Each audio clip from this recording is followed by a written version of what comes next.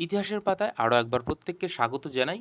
আজকে আমরা BPSC TRE exam pattern নিয়ে কথা বলবো, যে এক্সাম প্যাটার্নটা ঠিক কীরকম হতে চলেছে এবং কোন কোন পার্ট থেকে কত মার্কের আসবে সেই সমস্ত বিষয় নিয়ে আলোচনা করব। এর আগে যে গুগল মিটে ক্লাস নিয়েছিলাম সেখানে কিন্তু এই বিষয়গুলো আলোচনা একবার করেছি, তারপরে অনেকে কিন্তু তোমরা জয়েন হতে পারোনি, জিজ্ঞাসা করছিলে যার রেকর্ড আছে কিনা, তো আর তাদেরও একটু হেল্প হয়ে যাবে। এবং এর আগে বিপিএসসির যে বেসিক ইনফরমেশন সেগুলো নিয়েও কিন্তু আলোচনা করেছিলাম।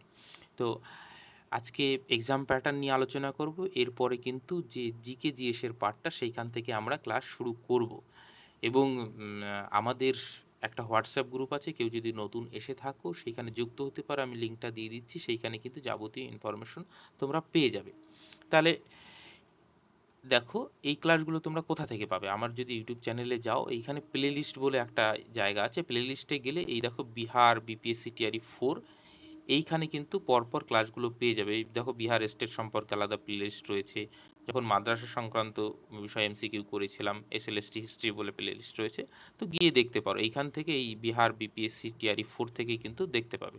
তো চলো এক্সাম প্যাটার্ন আমরা শুরু করব। দেখো, এর আগেও কিন্তু আলোচনা করতে গিয়ে আমি বলেছিলাম যে এক্সাম প্যাটার্ন কি, যে বিপিএসসি টিআরই টোটাল 4টে ধাপে শিক্ষক নিয়োগ করে। একটা হচ্ছে প্রাইমারির জন্য, একটা আপার প্রাইমারির জন্য, একটা ক্লাস 9-10, একবার 11-12। এবং এই প্রত্যেকটার এলিজিবিলিটি: প্রাইমারির জন্য ডিএলএড সঙ্গে সিটেট পাস পেপার 1 থাকতে হবে, আপার প্রাইমারির জন্য ডিএলএড গ্রাজুয়েশন অথবা বিএড সিটেট পাস পেপার 2 থাকতে হবে, ক্লাস 9-10 জন্য স্টেট পেপার 1 থাকতে হবে, ক্লাস 12 জন্য স্টেট পেপার 2 থাকতে হবে। সেই সঙ্গে ম্যাক্সিমাম মার্ক কত? 150 এমসিকিউ টাইপের কোশ্চেন হবে, টাইম 2 ঘন্টা 30 মিনিট। এবং এই যে পার্টটা, এই 3টে পার্ট, একটা ল্যাঙ্গুয়েজ পার্ট, একটা জেনারেল স্টাডি পার্ট, একটা হচ্ছে সাবজেক্টের পার্ট, এবং মোডটা কিন্তু অফলাইন এবং কোনো নেগেটিভ মার্কিং নেই। এই গেল বেসিক ইনফরমেশন। চলো এইবার এক্সাম প্যাটার্ন নিয়ে আমরা কথা বলি। তাহলে 3টে পার্ট দেখতে পেলাম। প্রথম পার্টটা হচ্ছে ল্যাঙ্গুয়েজের পার্ট। এইবার এই ল্যাঙ্গুয়েজের পার্টে তোমাকে ইংলিশটা নিতেই হচ্ছে, ঠিক? এছাড়া আরেকটা ল্যাঙ্গুয়েজ নিতে হবে, সেইটা হচ্ছে হিন্দি, উর্দু, বাংলা, এই 3টে ভাষার মধ্যে যে কোনো একটা। তাহলে এইখানে আমরা নিশ্চয়ই বাংলা নেব, ঠিক আছে, বোঝা গেল। এবং এই পার্টটা থেকে কত মার্ক আসবে? 30টা কোশ্চেন আসবে এমসিকিউ, টোটাল 1 করে 30 মার্ক। এইবার এইটা কিন্তু কোয়ালিফাইং নেচার পেপার, এইখানে কিন্তু তোমাকে কোয়ালিফাই করতেই হবে। কথা বোঝা গেল? কত পেতে হবে কোয়ালিফাই করতে গেলে? 30%। অর্থাৎ 30% সমান সমান কত? মানে 30-এর মধ্যে 30% বের করলে তার 9 দাঁড়ায়। অর্থাৎ 9 তোমাকে একদম ন্যূনতম পেতেই হবে। এইটাতে যদি পাস না করো, তুমি পরবর্তী মানে যে পার্টগুলো আছে সেগুলোতে ভালো রেজাল্ট করলেও তুমি কিন্তু র্যাঙ্কে আসবে না। কথা বোঝা গেল? তাহলে এইখানে তোমাকে 9 পেতেই হচ্ছে, তুমি 15 টার্গেট নিয়ে চলবে, যে 15+ আমাকে অন্তত পেতেই হবে। তাহলে ইংলিশ থেকে থাকবে 8টা কোশ্চেন, 22টা কোশ্চেন থাকবে সেকেন্ড ল্যাঙ্গুয়েজ থেকে। তুমি যদি হিন্দি বা বাংলা নাও বা উর্দু নাও, যে কোনো একটা চুজ করতে পারো। এই গেল প্রথম পার্ট। এটা কিন্তু বাধ্যতামূলক পাস করা, ঠিক আছে, মাথায় থাকে যেন। নেক্সট পার্ট হচ্ছে পার্ট 2, জেনারেল স্টাডির পার্ট। এই ল্যাঙ্গুয়েজের পার্ট এবং জেনারেল স্টাডির পার্ট সবার জন্য কিন্তু এক। যারা আপার প্রাইমারি অর্থাৎ 6-8 দেবে, ক্লাস 9-10 দেবে বা 11-12 দেবে, প্রত্যেকের এই একই এক্সাম প্যাটার্ন, শুধু পার্থক্য হয়ে যাবে এই সাবজেক্টের পার্ট 3-র এই জায়গায় এসে। এইবার হ্যাঁ, 11-12 যারা পরীক্ষা দিচ্ছ তারা হয়তো জেনারেল স্টাডির পার্টটা একটু তাদের জন্য হাই হবে বা কোশ্চেনের মানটা একটু বাড়তে পারে। যারা আপার প্রাইমারির জন্য কোশ্চেনের লেভেলটা একটু কমবে, কিন্তু সিলেবাস এক, এক্সাম প্যাটার্ন এক, এবং একই ধরনের কিন্তু পড়া। তো এই পার্টটাই কিন্তু বেসিক্যালি আমি পড়াবো, ঠিক? এই যে 40 মার্কের পার্ট এবং সেই সঙ্গে language.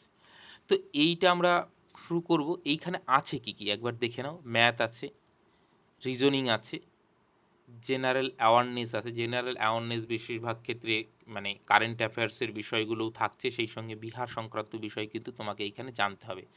General science, social study এবং জিওগ্রাফি, ইন্ডিয়ান ন্যাশনাল মুভমেন্ট এবং পরিবেশ সংক্রান্ত। এই যে দেখো, এর মানটা হচ্ছে মাধ্যমিক লেভেলের। তুমি ধরে রাখো যে মাধ্যমিক লেভেলের যেগুলো অঙ্ক হয়, সেরকম অঙ্ক বা রিজনিং বা এই যে মানে যেগুলো সায়েন্সের কোশ্চেন বা সোশ্যাল সায়েন্সের কোশ্চেন, সেগুলোই কিন্তু এখানে আসবে।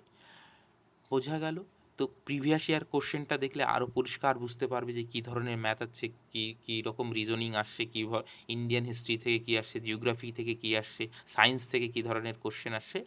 এটা কিন্তু মাধ্যমিক লেভেলের কোশ্চেন, তোমরা মোটামুটি ধরে নিতে পারো।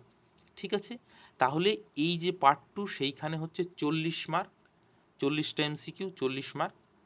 এবং আসে পার্ট 3, এইটা কিন্তু সাবজেক্টের পার্ট, যার যেরকম সাবজেক্ট সে এইখানে কিন্তু সেইভাবে পরীক্ষা দেবে।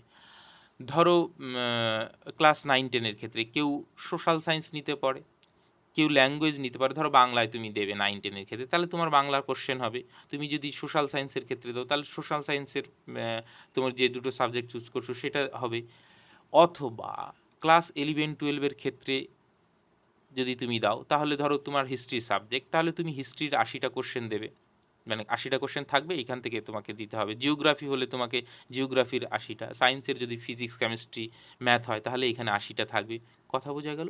তাহলে এই যে যে মানে 40 এবং 80, এই দুটো দেখতে পাচ্ছ, 40 আর 80, এটা জিএস এর পার্ট, এটা সাবজেক্টের পার্ট। এই যে টোটাল 120, এই 120-র মধ্যে তুমি যত পাবে সেটাই কিন্তু তোমার কাট আপটা ডিসাইড করবে। এইখানে কিন্তু কাট আপ ডিসাইডের ক্ষেত্রে আগেই বললাম যে 30 মার্কটা কিন্তু ফ্যাক্টর না, শুধু এইখানে পাস করতে হবে, এটা শুধু কোয়ালিফাইং নেচার। বাকি তোমার চাকরি পাওয়ার ক্ষেত্রে তোমার ভাগ্য নির্ধারণ করবে হচ্ছে এই 120, মানে সাবজেক্টের 80 আর জেনারেল স্টাডির 40। পরিষ্কার বিষয়টা যে কোশ্চেন প্যাটার্নটা কীরকম। এইবার আমরা এইখান থেকে শুরু করব। দেখো, সাবজেক্ট তো তোমরা নিজেরা পড়বেই, এবং হিস্ট্রির বিষয়টা তো আমি যতটা সম্ভব দেখিয়েই দেবো। আর সেই সঙ্গে যারা গ্রুপে আছো যতটা সম্ভব আমি হেল্প করে দেব। কিন্তু এই জায়গাটাও কিন্তু খুব হালকাভাবে নিলে হবে না, কারণ এইটা তোমার আয়ত্তের বাইরে। ধরো তুমি ম্যাথের স্টুডেন্ট, তাহলে তোমার যে ধরো হিস্ট্রি জিওগ্রাফি অনেক দিন আগে পড়েছো, তোমার খেয়াল নেই, তাহলে সেইটা একটু আয়ত্ত করতে হবে, একটু দেখতে হবে। ধরো তুমি হিস্ট্রির বা জিওগ্রাফির স্টুডেন্ট, তুমি ম্যাথ বা রিজনিং অনেক দিন ধরে করো না, বা সায়েন্সটা পড়ো না, সেই মাধ্যমিকে শেষ পড়েছো, তাহলে কিন্তু সায়েন্সটা তোমাকে পড়তে হবে। এবং প্রিভিয়াস ইয়ার কোশ্চেন অ্যানালিসিস করে তোমাকে বুঝতে হবে যে কিভাবে তুমি পড়বে এবং কোথা থেকে কোশ্চেনগুলো আসছে। ঠিক আছে, তো আমি নিশ্চয়ই প্রিভিয়াস ইয়ার কোশ্চেন নিয়েও আলোচনা করব, এবং সেগুলো একটা একটা করে ধাপে ধাপে আমরা কিন্তু টপিকগুলো শেষ করব। যেহেতু আমার সাবজেক্ট, মাদার সাবজেক্ট হিস্ট্রি, তাহলে ধরো আমরা এই টপিকটা থেকে যদি শুরু করি, টোটাল 8টা টপিক আছে একবারে তো না, এইবার ধীরে ধীরে কিন্তু আমরা শুরু করবো একটা একটা টপিক ধরে। তাহলে ইন্ডিয়ান ন্যাশনাল মুভমেন্ট বা মডার্ন ইন্ডিয়া থেকে যে ধরনের কোশ্চেন জিএস সেকশনে আসছে সেইটা দিয়ে আমরা যদি শুরু করি, এরপরে জিওগ্রাফি করব, বা তারপরে সায়েন্স, ম্যাথ, রিজনিং, সবগুলোই প্রিভিয়াস ইয়ার কোশ্চেন প্লাস কোথা থেকে পড়বো, এই সমস্ত বিষয় নিয়ে কিন্তু আমরা আলোচনা করব। তো আমাদের গ্রুপের সঙ্গে যুক্ত থাকো, ফার্দার কোনো আপডেট হলে সেগুলো তো নিশ্চয়ই, এবং যদি রেসপন্স ঠিকঠাক আসে নিশ্চয়ই আমি সমস্ত সিলেবাসটা কভার করিয়ে দেওয়ার চেষ্টা করব। ঠিক আছে, তাহলে আমরা নেক্সট ক্লাস করছি ইন্ডিয়ান ন্যাশনাল মুভমেন্ট বা মডার্ন ইন্ডিয়ার ওপর। তারপরে আমরা নিশ্চয়ই ঠিক করব জিওগ্রাফি পড়বো না সোশ্যাল স্টাডি পড়বো না সায়েন্স পড়বো, সেগুলো নিয়ে, বা ইভিএস পড়বো, তখন ডিসাইড। আমরা প্রথম শুরু করছি হচ্ছে ইন্ডিয়ান ন্যাশনাল মুভমেন্ট। তোমাদের যদি কোনো মন্তব্য বা মতামত থাকে নিশ্চয়ই কমেন্ট সেকশনে জানাও। ঠিক আছে, আমি কিন্তু কমেন্টগুলো পড়ি এবং মানে দেখি যে কে কীরকম কমেন্ট করছে এবং কোন দিকে আমাকে যেতে হবে।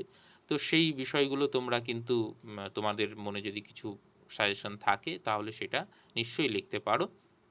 এবং যারা বিপিএসসি টিআরই 4 এর জন্য প্রস্তুতি নিচ্ছে তাদের সঙ্গে শেয়ার করতে পারো। আপাতত সকলকে অসংখ্য ধন্যবাদ।